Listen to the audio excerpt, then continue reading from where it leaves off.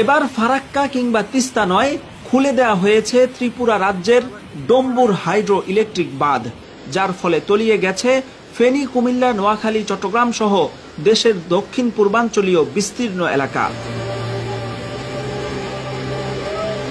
প্রশ্ন হচ্ছে, ভারত রাতের বেলা হুট করে কেন বাঁধ খুলে দিবে?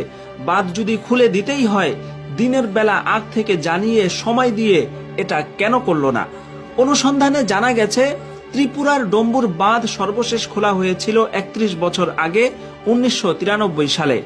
এরপর গত কয়েকদিন ত্রিপুরায় ভারী বর্ষণে যখন বন্যা পরিস্থিতির আশঙ্কা দেখা দিল, তখন বলা নেই কওয়া নেই, গত রাতে বাংলাদেশের মানুষ যখন গভীর ঘুমে আচ্ছন্ন, সেই মুহূর্তে হুট করে বাঁধ খুলে দিয়ে এদেশের বিস্তীর্ণ এলাকা পানিতে ডুবিয়ে ফেলল ভারত, যারা আবার নিজেদেরকে বাংলাদেশের বন্ধু রাষ্ট্র দাবি করে।